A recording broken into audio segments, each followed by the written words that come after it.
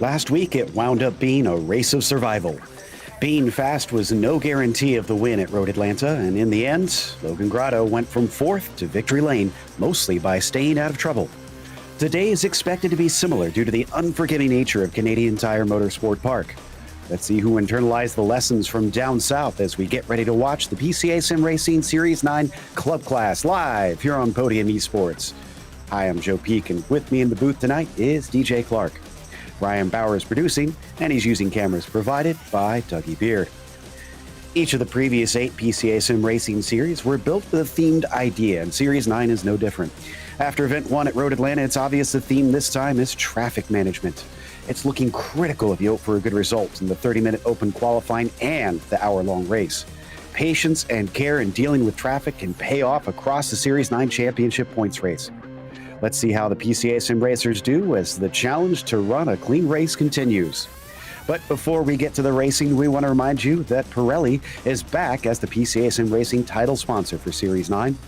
Pirelli was founded in Milan in 1872 and today stands as a global brand known for its cutting-edge technology, high-end production, excellence, and passion for innovation that draws heavily on its Italian roots. Pirelli is among the world's major producers of tires and is an OEM supplier to Porsche. Find more about Pirelli at www.pirelli.com. Six Sigma Racing is also one of the sponsors and was founded in 2021 by automotive engineers as a new sim racing equipment provider. After 1 year, Six Sigma now has divisions in the USA, Japan, Australia, and Europe, providing best valued sim racing cockpits and peripherals. As a PCA member of sim racing driver, or sim racing driver, Six Sigma offers 10% off from the website selections, and the coupon code is PCA Sim. More information about Six Sigma Racing is available at the website sixsigmaracing.com. That's the number 6, sigsimracing.com. Now, DJ, we are at Canadian Tire Motorsports Park, but most fans just know it as Mosport.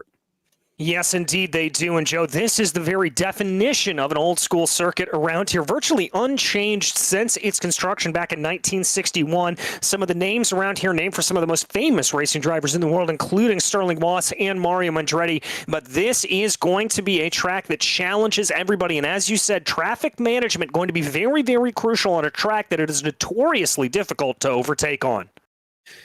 And, well, the qualifying, much like we saw at Road Atlanta, might be important, and it is actually up and over already here today. So with nearly 60 cars, 59 of them right now that have been out there qualifying, even with 30 minutes, it's been a task to try to find a clean lap. But all but one has put at least a single lap in here. So why don't we go through that starting order with Jake Faulkner on the front row. Stephen Kemp will be starting beside him. Enrico Gregorato will start from third, and Nick Facciola will be P4. Joachim Baker will start from fifth, as Jeff Lewis will be sixth. Patrick Adamczyk starts seventh today. Logan Grotto, despite starting from fourth last time out, only starts from eighth today. Dean Chapman will be ninth, and Chad Dick 10th. From there, you'll see the rest of this massive, massive field, which, DJ, it's a standing start. That means they're going to be lining up even past White's Corner. Yeah, I think they're going to be truly into the S's here with about 59 drivers on the entry list here. Everybody putting down times, and I've got to give these drivers credit here, Joe. This is all relatively close. I mean, look at that. We have a plethora here of 114s. It's not down until about 48th position that we get down into the 115s. It's going to be a very, very tight run for these drivers. They're going to have to really, really be careful because I think this is a lot of very evenly matched talent out on track right now. Absolutely, and should see them gritting up here in just a moment. Before we get to the grid, don't forget about the social media for the Porsche Club of America, because their social media offers in-race reports, breaking news, and announcements through Facebook, Twitter, Instagram, and YouTube. To subscribe, key in the platform name and add /PCA Sim Racing. All right, they are out there gritting up now, and yeah, I can see them going all the way back as I look. This is through turn 9, it looks like, even into turn 8 a little bit at the very, very back for Blanco. This is going to be a fascinating standing start for these drivers, no doubt, and an hour-long race, don't forget. So it's a long one, and it will involve pit stops at some point over the course of the race. Just about have everybody out there. We're waiting on a couple more. As I see Jeff Lewis, Thomas Briggs, looks like Carlos Lopez. Those are the only 3 that we need before they are ready to go here, DJ.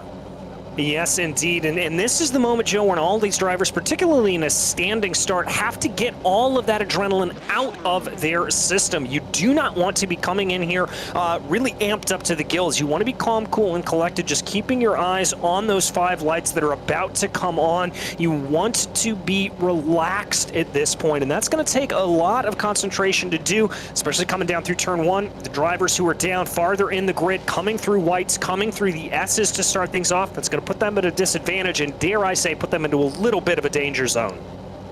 Yeah, I have to agree.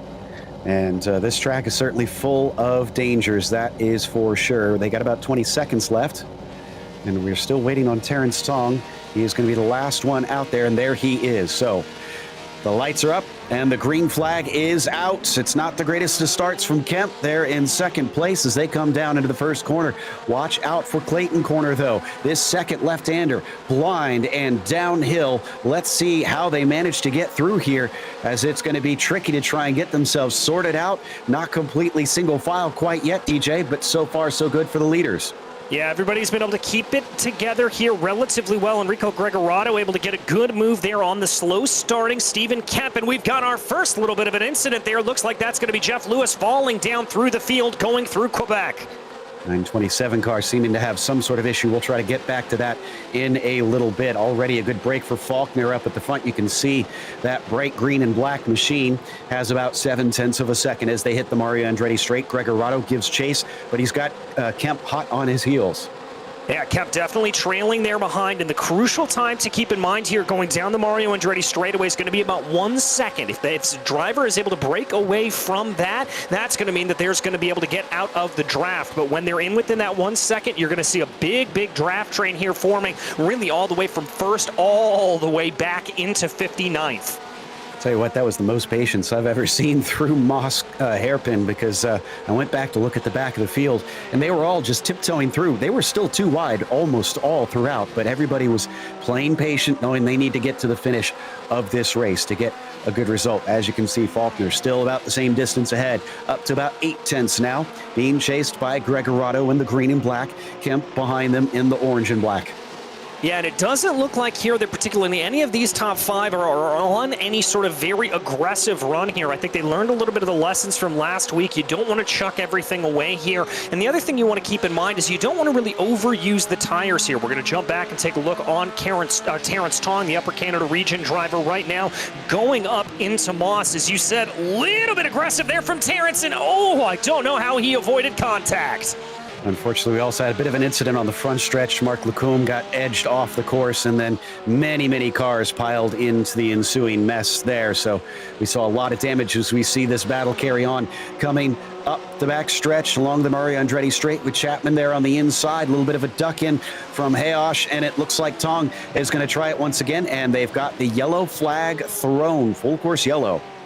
Yeah, and I think this is mainly because of just a series of incidents, Joe, not necessarily one massive one, just a lot of these drivers running into problems here tonight, and that's what is forced race control to have to throw that yellow flag, but that's going to freeze the field here and bring them all behind that safety car.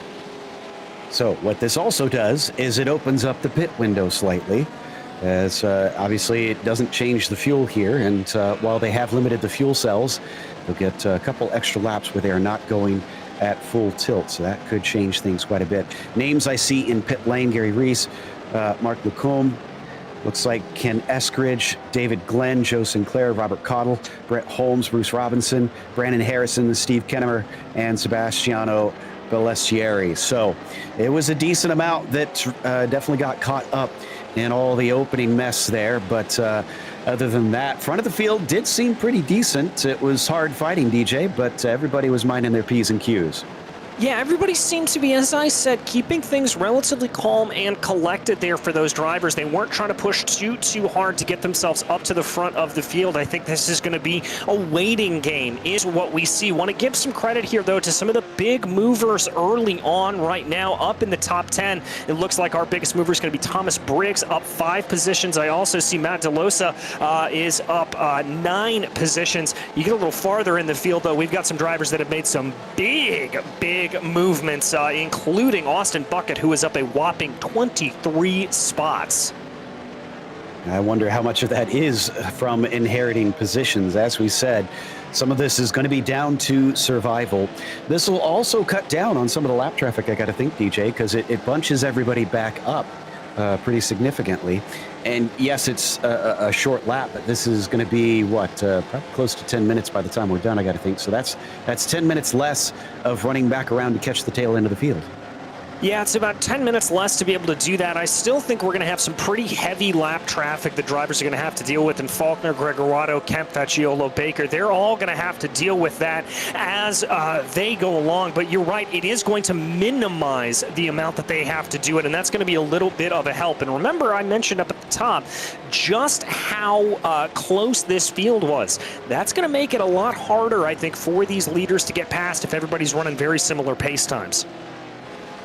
One thing I find interesting is the plethora of tracks that they've started Series 9 off with here, DJ, because after this we head over to Detroit, which if these first two seemed hard, that's taking it up another level. But already Road Atlanta, very punishing track, Mosport, a very punishing track, and then Detroit obviously just absolutely takes no prisoners. So they're not letting these drivers get away easy here.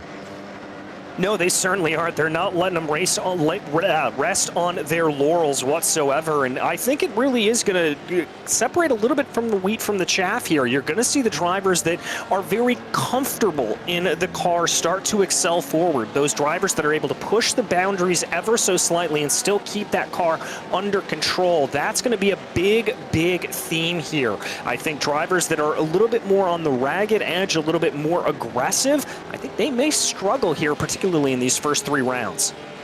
Saw a few more drivers come into pit lane very briefly here, and this may have been for a fast repair, but also makes me wonder if any of those at the back of the train here behind the safety car, DJ, were thinking on their feet.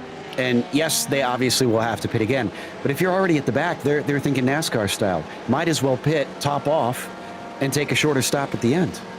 That was exactly my thought when I saw them come in as well, Joe. It's a little bit of gamesmanship. It's a little bit of just, you know, you're going to sacrifice 3, maybe 4 positions to be able to go a little bit longer on fuel. I think that's a good call for drivers that don't have a lot to lose. Now, obviously, if you're up in, I would say, about the top 20 here at this point, you're not going to want to sacrifice that track position. But if you're down in the bottom 10, bottom 15, I think it's a brilliant call. See who it works out for, though, as I believe, actually, are lights off on the pace car? Double checking, no, they are still on. So let's watch them to see if they go off this time by. That's the signal that it is 1 more lap to go. With Faulkner still our leader since this race started. And they're coming to the line now. So as our drivers cross the line, lights are out. We're going to go racing next time by. And you called that time just about right there, Joe, as it did eat up about 10 minutes of racing here, so it is now going to revert back to about a 50-minute sprint. And I think that could change the calculus here for some drivers, particularly looking around 20th position or so, Mike Sachs, Charles Yao, Dave Stewart, drivers in that area. But if you're up at the front of the field, it's all going to be the same sailing here from here on out. Indeed. If you're Faulkner, you want to try and get as good of a start as possible. Try and pull away from Gregorato again. But Enrico, remember, he had Kemp pretty close behind him for much of those first 2 laps there, lap and a half, whatever it wound up being. It was absolutely a threat. So he's also going to be watching closely, try to see if he can get a bit of a jump there once that pace car ducks away and lets them go. So as we come around to about halfway through the lap, this does look like it should be single file. The front of the field is single file, but for some reason those behind them are doubled up. Yeah, I was noticing that as well. It's about 6th on back that there was a little bit of double file action going on. I think drivers just getting themselves locked into place here as they now work their way onto the Mario Andretti straightaway. I think there was a little bit of miscommunication, and you're not really able to go a single file there once you're coming through Moss. If you were double file already, you can't really give any room. So still a little bit strange here. We may actually be going double file here, Joe. Yeah, I think so. Yeah, the front of the field is now doubling up. Okay, then. So, yes, we are getting confirmation. It is a double file restart. So they are going to get a taste of both, as they had a standing start, and now it is going to be effectively back to a rolling start here, like they normally would. So they have experience here, but we'll see if this winds up rather messy, or if they'll be able to get around this one without having to have the yellow thrown once again. Usually it is under extreme circumstances that the stewards in this series tend to throw that. So I'm crossing my fingers that we don't see something so bad that we wind up with 2 of them here. Here we go. Pace car is in. Green flag is out. Faulkner is away, and it is a fantastic start for him. He is definitely off like a shot as they fly down into the first turn. Most of the top 15 or so are still single file into the first corner. Only side by side we've got, looks like, about 18th on down. Yeah, there was a little bit of a stack up there coming down through the field, Joe. As there you can see just a few of those drivers going side by side. I'd be a little bit cautious coming down through Clayton here, offline on a little bit of colder tires. It is about 75 degrees Fahrenheit track temperature right now, so you don't want to be pushing too hard too early. But take a look here up at the front of the field. Gregorado being able to keep that gap with Faulkner just about within touching distance. It's about 0.6 of a second as they dive their way through Moss. Gregorado's going to have to worry about Stephen Kemp coming up behind him, the number 37, looking very strong. And I tell you what, Facciolo, I think, got so close he actually touched the rear bumper of Stephen Kemp down through Moss Corner. But like you said, Kemp is close to Gregorado, who covers the inside, looking for it as they come down into turn 8. And it looks like Kemp's not willing to risk it this early on behind them. Big dive, though, from Facciolo. Excuse me, no, that is Briggs. Briggs, who manages to overtake Facciolo. That's for 4th place. Yeah, and that was a very ambitious move this early on in the running, but I think here that Briggs just thinks he's got the outright pace to be able to get going, and you don't want to be waiting around. If you think you've got speed, you want to push, and indeed, Thomas Briggs setting the fastest lap of the race with a 1:14.721 on that last lap, so keep an eye out here for the number 4. Faulkner now a full second ahead of Gregorado. George Markadakis currently sitting in the 18th position. He's chasing on Mike Sachs just in front of him. Sachs a little bit wider on entry down into Quebec. Cuts down across. Still a great run through the corner, and he stays away.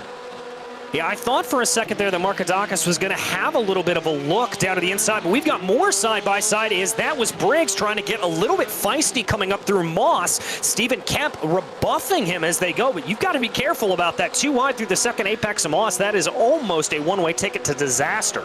Remember, he just passed Facciolo, and he's already trying to get himself onto the podium, forcing him to go to the inside. This is where he made the pass last time, going the long way around, and he's using the same trick all over again, maybe. No, fighting back. Stephen Kemp tries to come up the inside of White's, but no, he has to give it up. Thomas Briggs is up 9 positions here.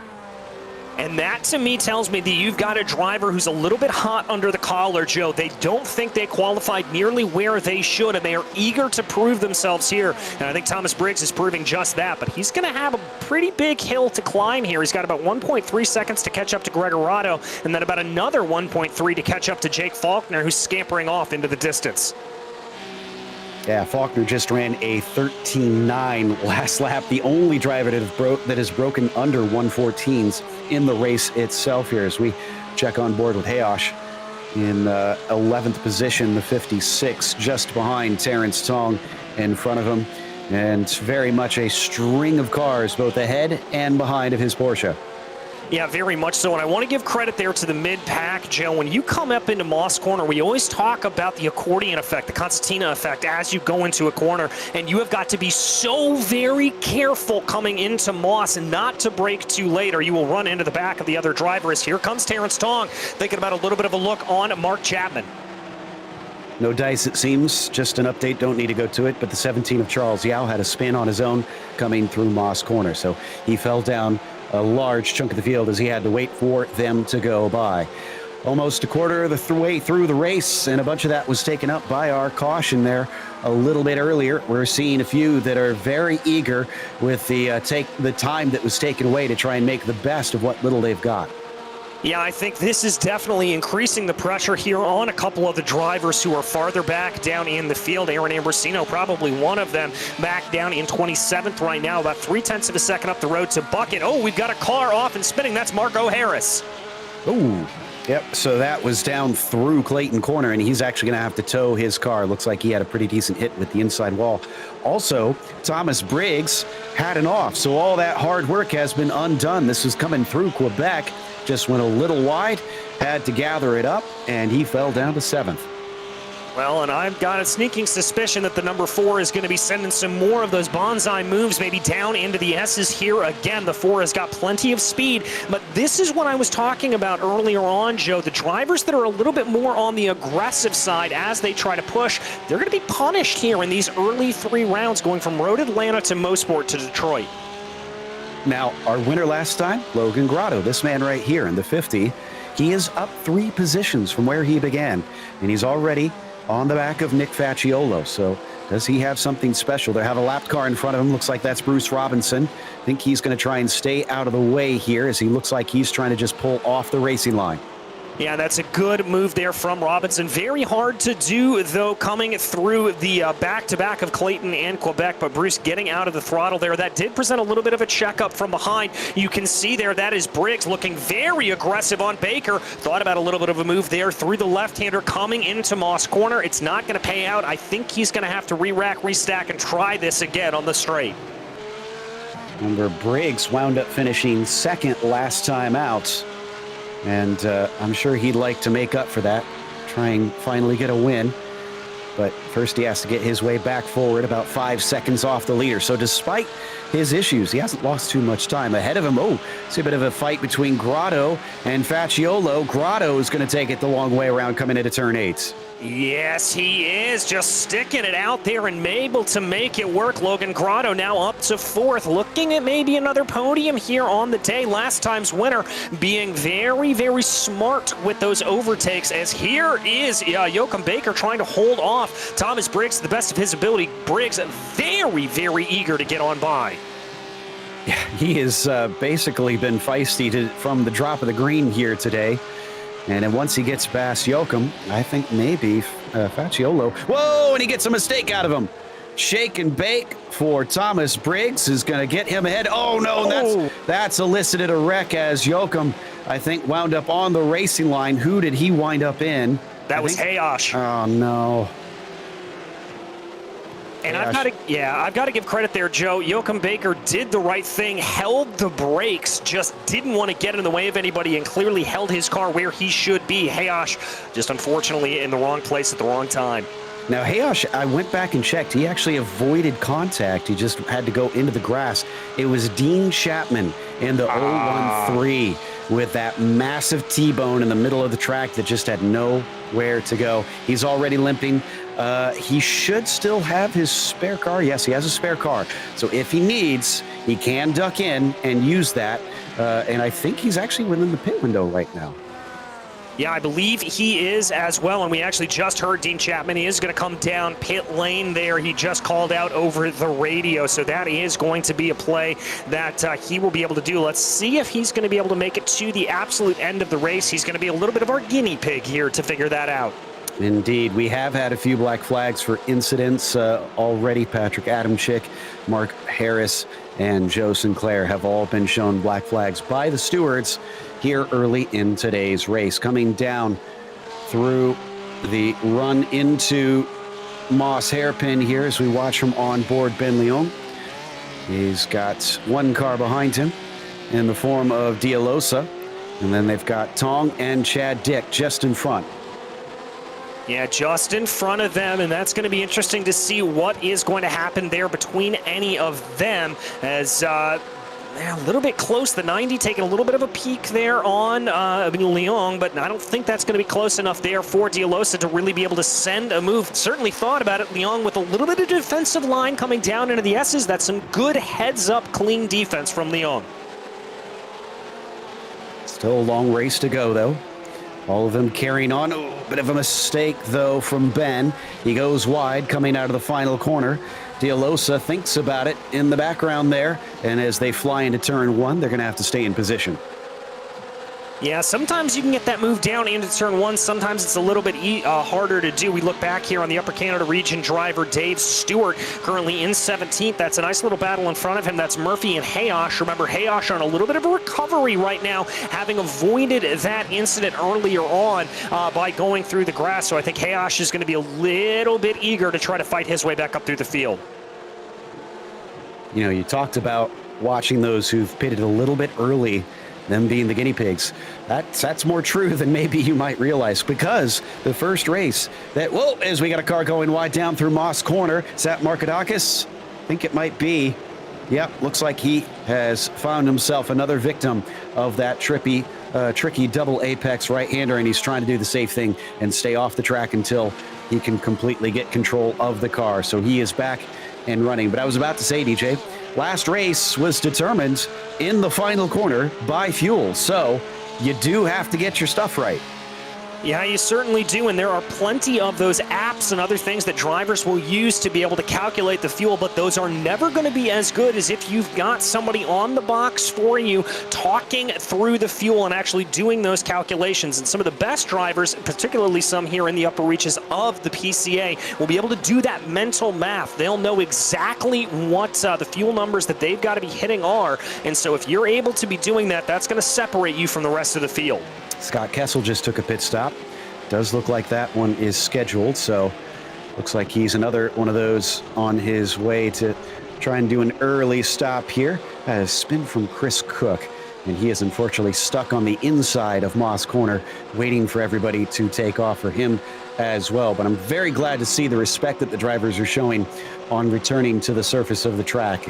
That is something that obviously the stewards are watching closely. Meanwhile here, coming up through turn 8 towards the front of the field, Logan Grotto just outside of the podium currently, but Facciolo and Briggs are hounding him.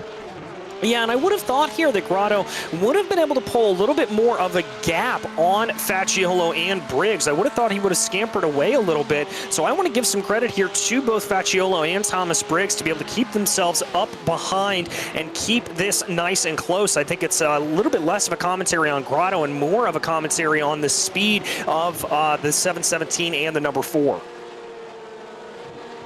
They plunge their way down through Quebec and into turn 4. Huge drop here and very blind on the way in. Should be flat out in these cars, but really have to hold it off to the left as they then break into Moss Corner. Big crest around it before you need to get back on the throttle. Using every inch of track, Thomas Briggs still trying to do what he can to make up for his earlier mistake. Ooh, De La Rosa's had an issue. De La Rosa is into the wall coming into Moss Corner. Not sure what caused this, but he was one of our front runners. Yeah, he was running up in the top 10 there, and another mistake being elicited by the ever-tricky Moss Corner. Let's go back and check out a replay here of the number 90. That's that dark blue machine you see there on your screen, coming down that plunging left-hander as he works his way up the hill. Oh, he caught the grass. Joe caught the curb, and I believe that may have been Terrence Tong there in front of him, who is going to get my award for luckiest driver of the day. That was Ben Leong in the 290, but Tong was right in front of him. Yeah, that was tense stuff there.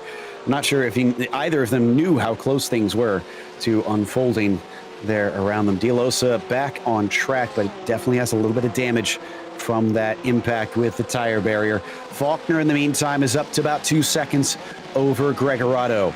They've also dropped Kemp, who is about, looks like 1.8 seconds behind them as well. Really, it starts with Grotto, Facciolo, and Briggs, where we finally get a bit of a battle here. Yeah, and it looks like on this last lap that the number 4 of Thomas Briggs for the Maverick region, he's lost a little bit of time here. You can see that gap between himself and Facciolo, and it's hovering at around that very crucial 1 second mark. That means he's not going to be getting that pull of the draft coming down the Mario Andretti straightaway, and you can see that gap just kind of extending itself out a little bit. I wondered if it was going to be tough to try and pass here. These are GT3 class cars. Excuse me, no, this is no, it is the GT3 class car, excuse me. And it requires quite a bit of downforce, and there's a lot of extended corners. So I wonder if the aero wake is proving to make it kind of tough to stay close behind. Yeah, I mean, certainly through some of these faster sweepers like Clayton, like Quebec, it's why you're seeing drivers here like the 717 running a little bit of an interior line, just trying to get a little bit of clean air on the front nose of those machines. That I think that's what they're trying to do, is they be able to try to maximize those. Though, although Facciolo here, as he works his way onto the backstretch, this is what he wants. He wants to be close here at this point, not to minimize the downforce on the car, but to minimize the drag and take as much opportunity of the draft as possible. Absolutely, and they're definitely feeling that pull here up the Andretti straights, but doesn't seem like anybody's quite close enough. Rado's going to show his nose on Kemp, but then decides against it. So nothing doing quite yet. We do still have the pit stops that could change this. Yeah, we do, and Grotto there took a little bit of a look almost coming down into whites, and dare I say that may have been just slightly misjudged, as that allowed for Nick Facciolo to now put himself into position to be able to close up. We take a look here at the overhead map of CTMP right now as they run. You can see the number 36 in green. That is your leader, and you can see the whole heap of cars that he is going to be coming up against here in lap traffic.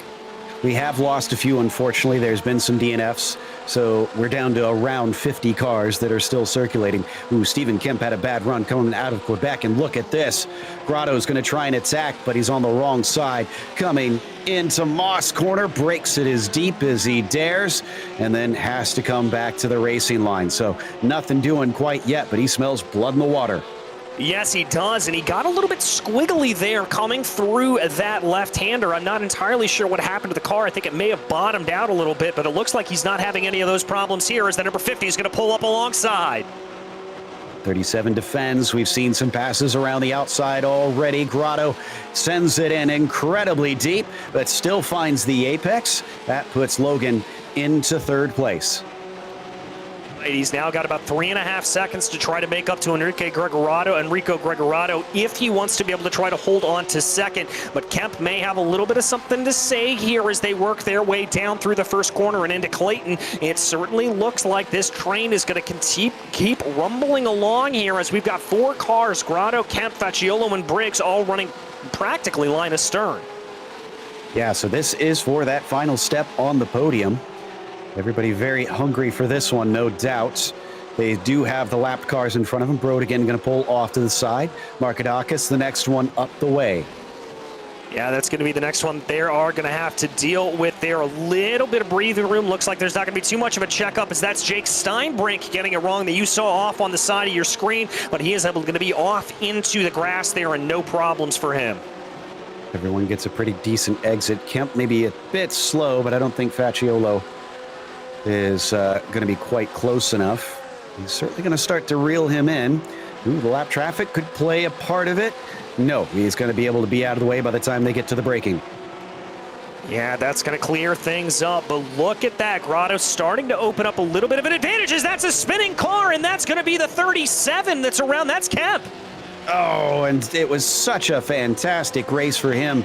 It's hard to get turned around here. This is a tunnel corner where the fans can get in and out of the infield, so he really doesn't have much room to try and get it turned around, and he's having to wait so patiently. If I was him, send it straight into pit lane from here, because, I mean, you might as well. Yeah, you kind of want a little bit of a reset there for yourself, as that's not going to be the best position to do that. And I think if he is able to come back into pit lane, he can use that not only to get that fuel into the car, take the pit stop in the pit stop window here, but also just get a little bit of that mental reset to make sure he's able to come back on track and in fighting form. And, oh, he's not going into pit lane. He's now coming from out of the pit entry, and he falls all the way to 28th, unfortunately, due to his patience, trying to make sure that he doesn't hurt anybody else's race when he comes back onto the track. Bit surprised there, but I guess it's stick to the plan. If you are Kemp, Randall Ayers is in a very vulnerable position out of Clayton Corner. He thankfully is able to get off the racing line. I thought he was going to get T-boned himself. It is so fast out of that turn. Here is Kemp still on your screen, sitting in 27th. This is Randall Ayers here. Not sure what put him there, but he was just smack dab in the middle of the worst spot. Yeah, it really and truly was, and sometimes you just get a little bit of that bad racing luck as you go around, and you've got to sort of make a mountain out of a molehill and be able to get yourself out and around. But right now, looks like Ayers is just doing everything he can to keep that car on the straight and narrow here and keep it all facing forward. Well, after that spin, this has separated that top group. Grotto is, about 3 seconds ahead of Briggs. Facciolo's about a second behind him. And then you need to go 9 seconds back to Chad Dick behind Nick Facciolo. So it is way far apart between them. Yeah, it is, but I want to give credit here to Grotto. He's been able to close down 7/10 on lap 19, about 1.3 seconds there on lap 20. So that's going to be a battle, I think, for the second place position before this is said and done. Well, with that separating, that does give us a great chance to have a chat with one of the sponsors here. Stanley Lynn is the CEO of Six Sigma Sim Racing. Welcome in here, Stanley. Glad to have you in. Tell us about your involvement with the PCA first. I'm recently joined the PCA not long ago, and planning to be more involved next year with the PCA activities in my region here. And speaking of your region, I understand you're from Upper Canada, is that right? Yes, I am. Oh, fantastic. Well, how close are you to Canadian Tire Motorsport Park? I personally live about 40 minutes away. Oh, wow. So it's very convenient. That's pretty close. That sounds like a home track to me. Have you run it in your Porsche before? Yes. I run my Porsche on driver development track as well as the GP track. I'm incredibly jealous, but also I can't imagine how scary it is to actually get out on this track in real life. What kind of Porsche actually do you have? I own a 2020 Cayman GT4. Oh, man, I definitely am getting more jealous by the question, frankly. So, well, how long have you been involved in sim racing? Have you been doing it for very long at all? Realistically speaking, I started sim racing during the COVID. It's been about 2 years. It's a very common story, honestly. We've heard a lot of folks that have been on the same road. But we understand you had an interview on PCASimRacing.com. And we hear that Liam Routsidas in the Pro Class is going to be using one of your cockpits in the race tomorrow night. Can you tell us a little bit about that? Yeah, first of all, it's our pleasure to having Liam to showcase in the Six Sigma cockpit. And the model of what Liam is using is 6S120. That's designed for motion system. So it's built from the 4D series profile aluminum, which is known the best structural cockpit material for sim racing cockpits. And we introduced this model to sim racer who with ambitions because of the price and the practicality of the structure. Currently, we are running store-wide up to 25% off to celebrate Six Sigma Japan and Australia division grand opening. So this is a great opportunity to pick up some sim racing products from our shop. Well, it sounds like it's on the pretty serious end of things, but do you plan on joining us on the track here in the future in the PCA sim racing events? Yes, currently I'm busy with setting up our Six Sigma new showroom.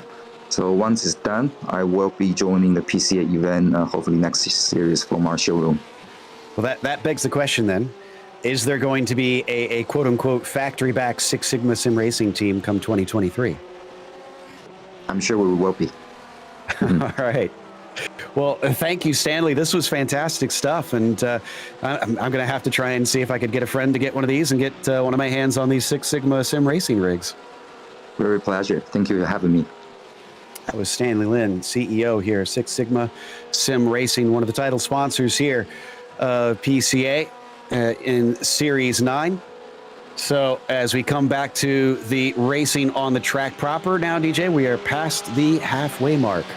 We are indeed past the halfway mark here at this point, and we've got a battle on our hands for second place. Last time's winner there, Logan Grotto, closed up behind Enrique Gregorato now.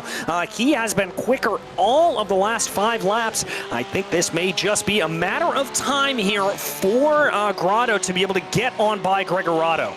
Oh, man. Oh, how the mighty have fallen. Stephen Kemp had another off track. In fact, that was him right there that we flashed by. He is now a lap down in 31st. And he used to be fighting with these 2 cars. Whoa! Who was that? David Glenn with a massive accident coming out of Clayton. Yeah, that was a big one, and not to be, well, it's frankly expected there. You don't have little accidents coming through Clayton, to be completely honest there, Joe. Yeah, that was a monster hit. Unfortunately, he had to take a tow because of that. So this track is gobbling them up, unfortunately, and that's kind of what I was talking about when we had Stanley in here. I don't know, DJ, that I'd be brave enough to take an actual Porsche if I owned it around here, to know that I'm on the line there for the bill. Yeah, I'm pretty sure I wouldn't as well. But here comes Grotto with a big move up to the inside. They are coming through the S's. That was very pretty. Wow, aggressive stuff. I mean, I almost looked like Enrico maybe kind of gave that one up a little bit, because that seemed like that was from a long ways back, and the 50 is now up into P2. Can he start this with back-to-back wins? Well, we'll have to see. Let's take a look at the replay here, Joe. And this is really just a picture-perfect setup. Gets a good draft down the first half of the Mario Andretti straightaway. And as we've seen counter to what he's done the last couple of times, sent it down to the inside there and was just able to outbrake him. I think you're right. I think Gregorato saw the writing on the wall and just kind of got out of the way. Maybe figured a 3rd place is better than a car that's in the wall. Oh, Faulkner! Faulkner is spinning right now. The 36 is off course in Moss Corner, and there goes Grotto. What did I just say? Could we see a back-to-back? We could indeed. Logan Grotto up into P1. Faulkner's going to find himself now back down into 3rd place here at this point. The only thing that he is going to have to keep in mind to be able to go is he's only about 1.7 seconds behind Gregorato. Let's take a look at what happened. Joe, this is a classic case. Just a little bit too much speed there going into Moss Corner, and the pendulum of the rear-engine, rear-wheel drive cars, when it starts to swing, very hard to catch, and he was luckily able to get it before too much damage to the car, but not before losing 2 places. I tell you what, though, it looked so comfortable up to that point, because what was it, about 3-4 seconds that he was ahead of Gregorato and Grotto, and yet just that one little spin, and he is now down in 3rd with Thomas Briggs hot on his heels. So he's not out of it. He's about 2 seconds behind Logan. Could still try and recover and get back into this. We'll see if the pit stops play any part of that. But, well, let's see. Top 4 are split by 2.5 seconds. It is still on. Yeah, it very much is still on, and it is also on for these drivers here back down in about 9th place on back. This is Mike Sachs, Daniel Florian, Jeff Lewis, Michael McKinney, Sean Murphy, Dave Stewart. Very, very close, running a couple of lap cars, actually taking to the grass there to get out of the way for this train. At the front of it, that orange and blue car that you see, that is Mike Sachs. He is up 17 positions, and he's not even our hard charger right now. He has been doing phenomenal out there today. So as he takes it out of Moss Corner onto the Andretti straight, yes, he's got a whole lot of cars ahead of him, but if he gets past, I don't think he's too unhappy.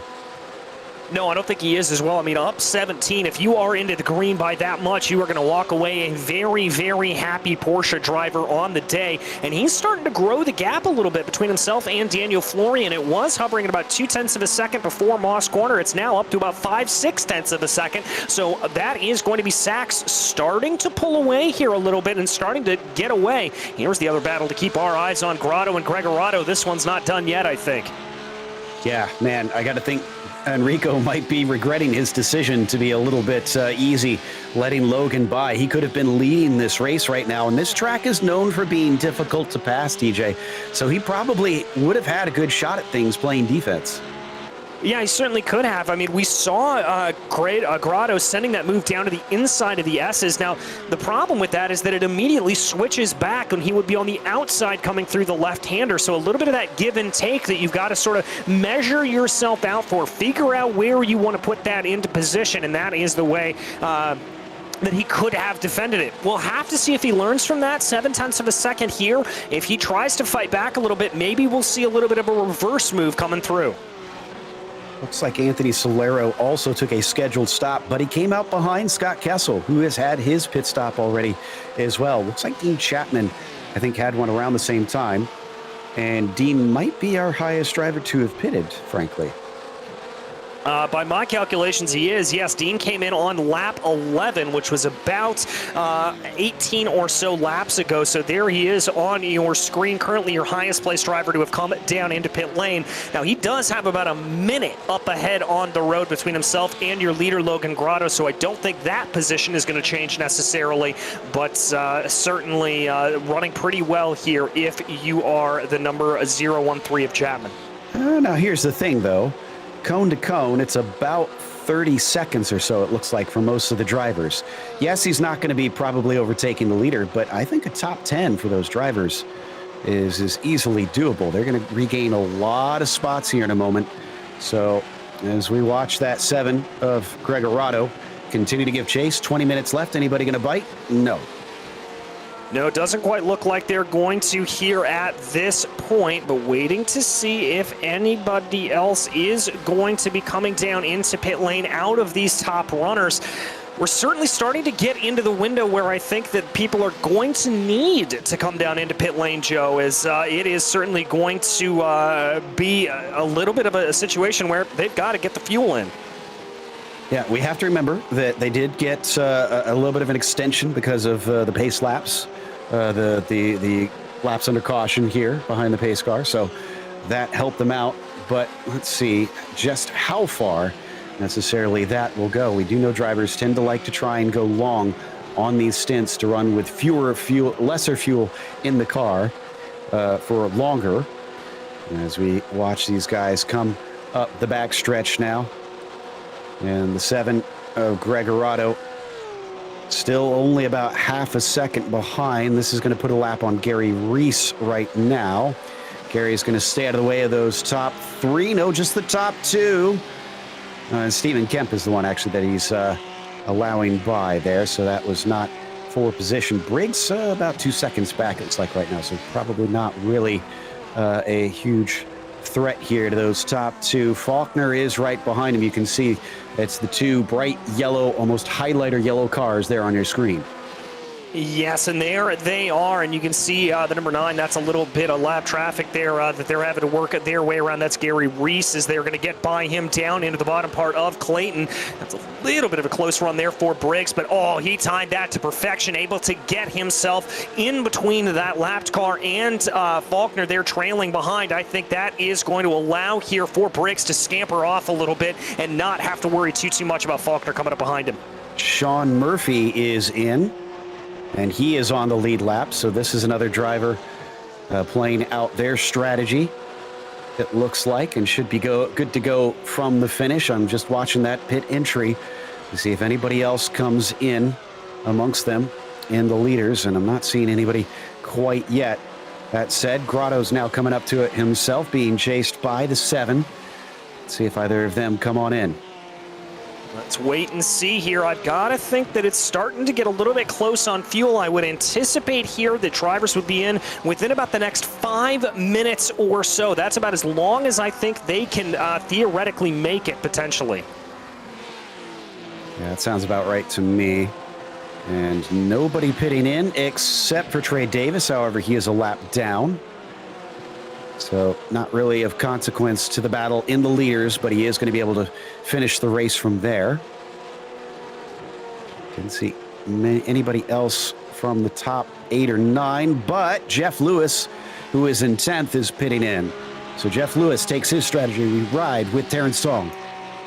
Yes, we do. Tong working his way down through Clayton right now and into Quebec as he is able to go. Tong here on a pretty good day, up 7 positions, and he's close behind Chad Dick. So we're going to have to see if Chad is able to hold off the hard-charging 388 here.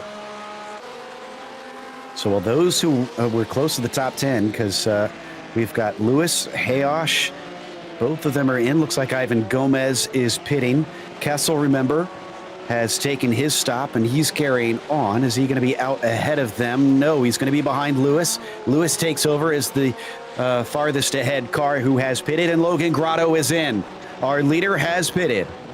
Leader has pitted. Jake Faulkner also going to be following him on into pit lane. So this is going to be the real litmus test here to see where exactly Grotto is going to come out. Now the concern is going to be traffic on this outlap. If he finds himself right in the midst of a bunch of lapped cars, this could be a problem. But Gregorato's got his own gaggle of lapped cars to worry about. I wonder if this is what caused Grotto to come in. I wonder if he saw all this traffic and decided might as well pit and not have to deal with it. Now Enrico is stuck out there and could be losing time. Again, the pit stop's going to be so important with track position. Yeah, it certainly is, and Grotto is back out of pit lane here. He is going to be behind Ben Leong right now, but that's not going to be too much of a concern. I think Leong saw him coming, and he's going to be able to get on by. Gregorado, meanwhile, definitely got checked up there through the Moss hairpin, and that's going to hurt him. There you can see Grotto getting out and on by and clear some of that traffic that he had to get through. Gregorado still is stuck amongst a whole lot of traffic, some of it which is looking kind of sketchy, and he doesn't pit in this time. He's going to be able to carry on, so he'll keep going around, but he is also, I mean, just look at it there on screen. He's the green car with the orange rims, and he is losing time hand over fist. I'm not sure I like that call if I'm Enrico Gregorado here. I think he is going to get bottled up behind these cars. If it was 1 or 2, I could see him dealing with it, and that's a big problem. That's a big checkup and a big accident. He's able to avoid it, but that was a big slam on the brakes, and that is going to cost him a lot of time, and that's actually going to cost him a position to Thomas Briggs. Wow. Okay, so heart in your mouth stuff there. However, Nick Facciolo creeped into his pit stall. He was kind of uncertain, hesitated. He didn't overshoot it, but he had to give 2 stabs to try and crawl into the right spot. So the 717 also likely to lose on positions. In fact, he's going to have to deal with Mike Sachs as he comes out of pit lane. Thomas Briggs is still your leader with Gregorado running in second behind him now, actually. So Thomas has passed him with that checkup. Yes, he has. So this really does change everything here. And I've got to think that if I'm Logan Grotto, I am very, very happy. He's only about 20 seconds behind these 2 right now. And that should be enough to be able to have him leapfrog. Gregorado going to stay out for another lap. Briggs going to call it down into pit lane. Okay, so Briggs is pitting, but he wasn't close to Logan. I don't think he's going to be able to do much to try and jump Logan in that number 50 machine. Watching the timing, Briggs just now in his stall, taking his fuel. Grotto going to come around the final corner. Briggs waiting for it. It's about 10, 11, 12 seconds, so it's a long stop. Grotto is already by. Briggs carrying on. Where's Faulkner? Faulkner's going to just creep past him. Briggs going to return what might be a de facto third. Yeah, might be a de facto third. Let's see. Briggs is going to be able to get himself back out there. Faulkner able to get by, but I think that's going to be the battle that we have to keep our eyes on. That's going to be about 1.8 seconds as now Briggs gets back up under speed. Gregorado, Chad Dick, and Peter Yurtza are the 3 that still need to pit amongst our leaders. Everybody else has been in and out, and we're down to 13 minutes to go. 13 minutes left here on the clock, and we are still waiting for pit stops from Gregorado, Chad Dick, and Peter Yurtza here. I also think Carlos Lopez and Lee Binkley owe us a stop further back down in the field, but here comes Gregorado. He is in. Grotto's just coming up the Andretti straight right now. Chad Dick is the one that still needs to pit behind them. Peter Yurtza as well, so they're going to probably fall somewhere around 20th or so, but Gregorado's fighting for a potential podium. Grotto probably going to leave him behind here unless something miraculous has happened amongst them. 7 seconds, 8 seconds for Enrico. 10, 11, it's looking long. It's looking very long. 14 seconds. Oh, it's a nightmare stop for Enrico. Thomas Briggs is by. Chad Dick has yet to stop, so he's not really concerned, but he doesn't want to have to fight him. No, it really doesn't here, and that is going to force Gregorato. Oh, that is absolutely terrible for him there. He's going to be all the way down in 5th place, it looks like. Consider that 4th, though, as Chad Dick still owes us a pit stop. Oh, man. I wonder if he didn't take into account the fact that we had those caution laps and he didn't need as much fuel. I think those who took short stops maybe pulled a trick on everybody else and was able to really get a nice, quick in and out. Yeah, quick in and out there, and that's certainly going to help them up forward in the field. It does look like here as we watch the number 7 work his way around 4.5 seconds up to your podium sitters right now in the form of Thomas Briggs. I don't think he's going to be able to close that down here unless there is some superhuman feat he's able to do in 10 minutes. Credit to Faulkner. He's come back and is at least in 2nd place, but looking like might not be a win today unless he can elicit a mistake from the 50 car, who is trying to go back-to-back here to start Series 9. Thomas Briggs trying to get himself a 2nd podium in a row. And there you can see we do have Chad Dick finally coming down into pit lane here, so that's going to be the last of the drivers that we've really been waiting for. Want to give credit there to Chad, even with that longer pit stop, or with that yellow flag period. That is very impressive to be able to go 50 laps here on a tank of fuel. You'd call that a Chad move, I suppose? I certainly would. All right. Speaking of which, Peter Yurtsa, this might be our hard charger. I'm trying to check. 35 positions gained for the 55 car. Started in 52nd spot. He's done with his pit stop. He's ready to go to the end. Oh, somebody's sideways. Who is that? That's Trey Davis. I was in the pit entry. Thankfully, we're done with our pit stops. Otherwise, he'd be maybe making a few people upset. Completely prone across that pit entry lane. But yeah, Peter Yurtsa in that 55, I think needs a bit of a pat on the back as we check out Scott Kessel here, who is trying to challenge Chad Dick, but not able to take that 8th place away. No, not able to. That's a big wobble there from Kessel coming up through Moss, and you can see that affected his exit there, running a little bit wide on the exit of the corner, so that threw him off. I think that's going to probably prevent any opportunity he has of really getting a pass here down the Mario Andretti straightaway, but he's going to try to keep up the pressure nonetheless. Absolutely. It just occurred to me, by the way, that Doug Atkinson, one of the league admins, is going to be wondering what in the world I meant by a Chad move, and I'm almost afraid to tell him to Google it, but I don't know how else to explain that one to him. Hopefully he just gets it, and he is aware of internet humor. But we're watching with Thomas Briggs. Man, quite a fight here up ahead of him, as well as they come onto the Mario Andretti straight. But that is with a lapped car, actually. That's Faulkner trying to overtake on Balistieri, who I'm a bit surprised to see as far down as he is. He's 33rd. He's usually a much quicker driver.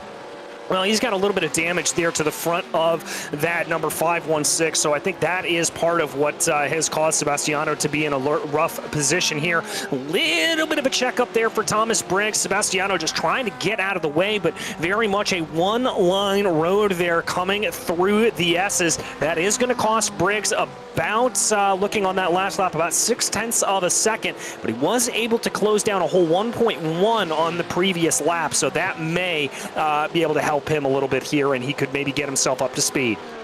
Well, we are in Halloween mode here because it's in the midst of October. In fact, it's getting pretty close to Halloween, and this has been a pretty scary track. I said it was gobbling them up, but this monster of a circuit has cut it down to what looks like 34 drivers out of 59 starters left. That's unbelievable. Yeah, very unbelievable, and sadly, Joe, I'm not entirely so unsurprised by that. Mosport, as I said from the top, virtually unchanged since 1961. One of the most difficult circuits on iRacing to get right. It is one that will catch you out and will constantly try to grab you. This is for 10th position. Ben Leon just in front of us. McKinney chasing on the Brumos liveried machine as they head out of Quebec. Behind them, they've also got Sean Murphy. So that's all three for position. And then I wouldn't count out Mike Sachs as well.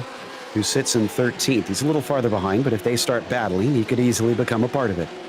Yeah, he certainly could, and it looks like that battle may just start to rear its head. Sorry, we had a problem for Briggs. Something happened to Briggs. He spun in White's corner. Gregorato gets by. Facciolo gets by. A lot of drivers able to get by. Gregorato, Facciolo, Faulkner, all of them. So that's going to demote Briggs all the way down into 5th place here at this point, off of the podium for one of our harder chargers. Let's take a look here at the replay of exactly what happened. He's looked so fast today, but he's been kind of accident prone all throughout the day. And it seems like what we talked about earlier on, that theme for the season, not just the lap traffic, and yeah, all on his own, lost it. It seems like keeping the car pointed forward, keeping the laps steady is going to pay huge dividends. Yeah, and I also think another part of that to consider is tire wear. It looked like the rear tires there just absolutely gave up on the back end of the car, and they just weren't able to grip coming through Whites. We keep our eye here on the battle with Scott Kessel right now. Chad Dick right up ahead of him, able to dispatch a little bit of lap traffic. Yep, I think that traffic honestly put Kessel off of that move. He seemed like he pulled out of it because Volker Krebs kind of at the wrong place at the wrong time, didn't do anything wrong, but had no place to try and overtake. It's already sketchy going too wide down into Moss Corner. This is one of our closest fights in the top 10, honestly. Great run by Scott, but that's a little bit of a lift there.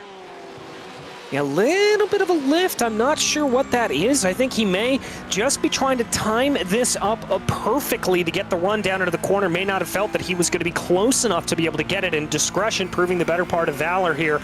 Kessel, if he's able to hold on a P9, nothing to shake a stick at.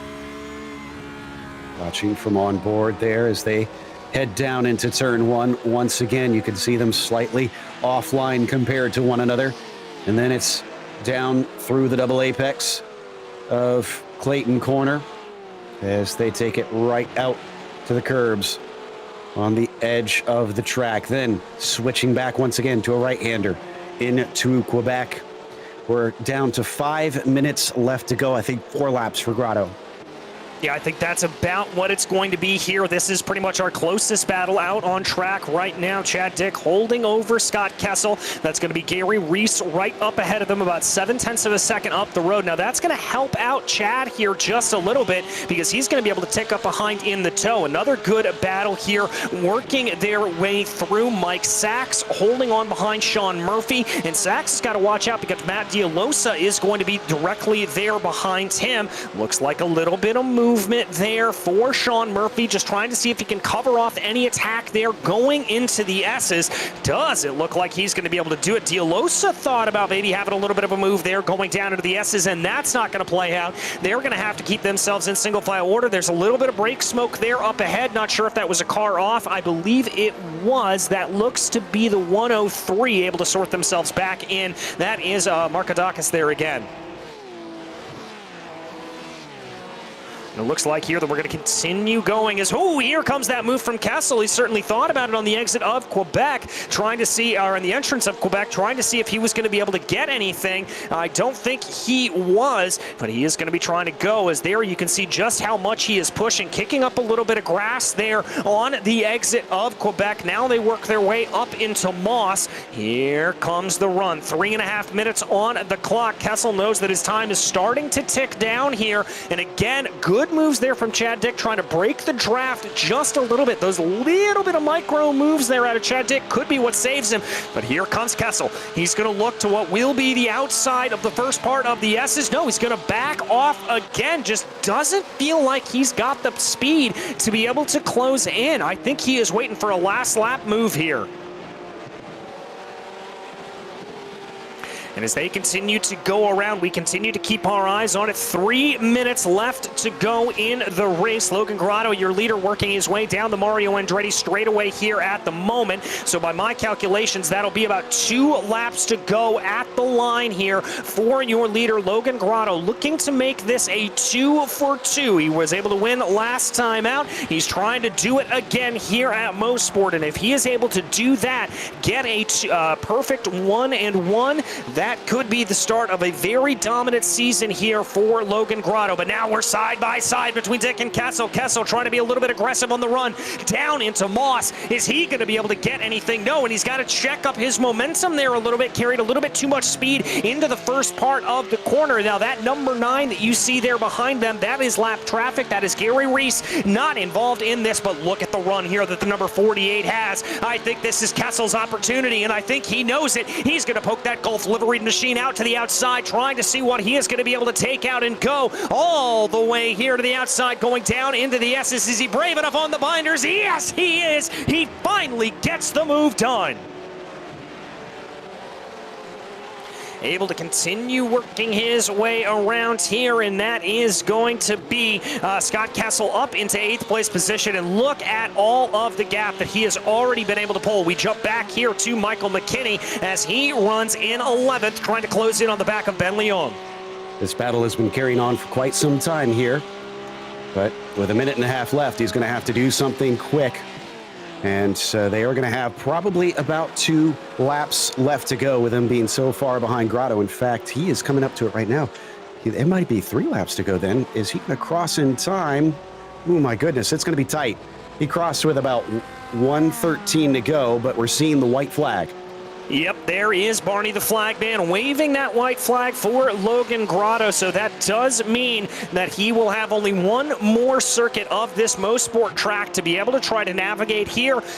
Easier said than done, though, Joe. He has got to try to keep it all on the black stuff. We've already seen multiple drivers run into problems here today, just with tiny mistakes as well. Think about Faulkner, actually, who just dropped a couple positions just now, and I'm not sure why, unless he's running short on fuel here. I think that's it. I think he's low on fuel, goodness. Joe. Wow. Well, we saw that last week as well, and it handed the win to Logan Grotto, who is actually coming up the Andretti Straight right now. The 50, who started from 8th place. I thought maybe it was going to be a lot harder for him to get another win out of that one, but as we said, you keep it together, you keep running the laps, and you survive while those around you stumble, and you're going to take victories. Logan Grotto starts things off in the club class with back-to-back wins. A fantastic run there from Logan Grotto, and let's give some massive credit here to the gap that he was able to maintain between himself and Enrico Gregorato. Here comes Briggs across the line as well. Faulkner, maybe that wasn't a fuel issue entirely, as he was able to get across the line there in 5th place. Terrence Tong, though, looks like he's losing positions, though. No, it's Tong and Jeff Lewis off, coming down through the S's. Oh, no, right at the finish, Lewis gets the car rolling. Tong actually goes across the track in front of Poulos there in the 25. He and Stephen Kemp are battling for position. Nope, they are not battling for position, but they finish up the race. As I look farther down, this one is for position between Dialosa and Leung. Yes, it is, and they are going to come down through the final corners there. Dialosa trying to look for a little bit of a move going down into the final corner. I don't think it's going to be enough, and that is going to be Leung able to hold that out by about 0.128 seconds. 20 of our 59 starters will finish all 45 laps here today. Steinbrink, the last of them. We're going to take a quick break. We'll come back with the unofficial results as well as driver interviews, so stick around.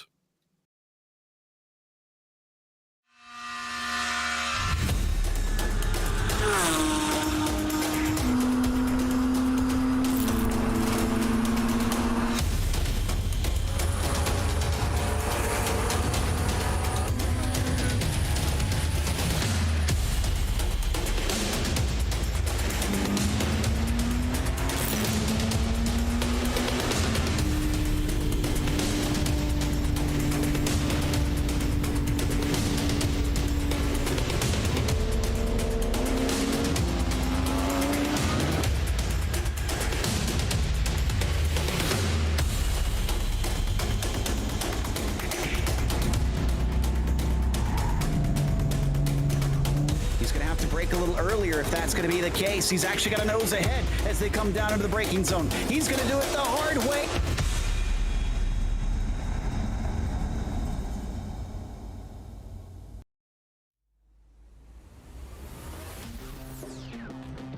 Welcome back to Canadian Tire Motorsport Park. Event number 2 saw Logan Grotto take another win, this time over Enrico Gregorato, who was 7 seconds behind. Nick Facciolo recovered after he had some issues early on, got himself a podium. Thomas Briggs was up and down and all over the place. At one point, he was within the podium, but only could get a 4th in the end. Pole sitter Jake Faulkner, only 5th place. He spun on his own, coming through Moss Corner, but he wasn't alone, so I don't think he should feel too ashamed on that one, as many others did fall victim to that corner. Jeff Lewis was 6th, as Scott Kessel wound up 7th. After that, it was Terrence Song 8th, Chad Dick 9th, and Ben Leung finishing in 10th. We're going to scroll through the rest of our results, of which only 20 finished every single lap, and I'm not even sure how many managed to get to the checkered flag here. But it does sound like the man that got there first, Logan Grotto, is ready to talk to us, so let's have a little bit of a word with the man that has now gone 1-2 to kick off Series 9. Logan, I mean, you can't ask for any more. Oh, and we lost Logan here for a second. Oh, now we've got him back. Logan, you can't ask for any more than a 1-2 to start things off. No, you can't. That just felt great. That was a really nice, smooth drive and just felt really good. Now, last time out, it came as a shock right at the very, very end. But this time, you found yourself slipping into the lead pretty early in the race. And that was from a starting position that seemed kind of far back, eighth qualifying. Not bad, I mean, considering the competition you're up against, but considering you've qualified 4th in the first round. Did you expect to be that far up that quickly? I was hoping to make it up to the top 5. There were some really fast laps in qualifying, but I think it was just consistency that paid off today. I mean, that we've been talking about that since the start of the show, that has kind of been the theme. Is that going to kind of be how you approach it every race now? Because, I mean, it's gotten you 2 wins in a row. That's how I'm trying to approach it. In the past, I've kind of been my own worst enemy, spinning myself out, just overdriving the car and just trying to be patient and not think about the result until the end. Well, congratulations. 2 extremely difficult tracks. Detroit's up next. I mean, you seem to be good at the hard tracks. Is that one going to do good to you as well? I hope so. Haven't driven it before, but it might be interesting with a lot of drivers on it. We'll see how it goes. Well, who put the 50 in victory lane tonight? Definitely our sponsors, Pirelli and Six Sigma Racing. You guys, I really appreciate what you guys do. You guys make this so awesome. I'd like to thank my fiance, of course, and then also the marginally above average sim racers that I've been working with the past couple of weeks. They're a bunch of great guys. They've been helping me a lot.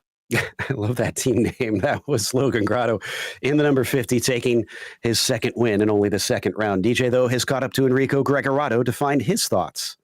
I have indeed. And Enrico, it looked like every time we looked up on the screen, you were in the midst of a battle. Talk me through that race. It was a lot of fun. Yeah, a lot of battling throughout, both with the front runners and lap cars. So very cool race. I managed to not set a wheel wrong, actually. I got a 0x, I think, which is new for me on this track. It's kind of my nemesis, this track. So I'm very pleased with that. Well, I wanted to ask you, about being able to set that 0x. Was that kind of the goal coming into this, or were you looking a little bit more aggressively at trying to be able to make some passes, work your way up into and hold on to those podium positions? What was your goal coming in? Honestly, my goal was to not go off track. I wasn't so worried about the 0x. I don't think there's any points this year for that. But it's just a byproduct of being kind of careful and maybe a little conservative. So it was just to get to the end of the race without getting off track and losing time. So I think I achieved that. Well, we've got another tricky circuit that is willing to punish you next time out in Detroit. You think you're going to be able to manage another 0x and another good run there? I hope for a good run. Don't really care that much about the 0x, but yeah, it's a deadly track with all the walls. But I think I quite like it, so let's see how it goes. Well, we wish you all the luck in the world when you get there. But as for today, who makes this possible for you?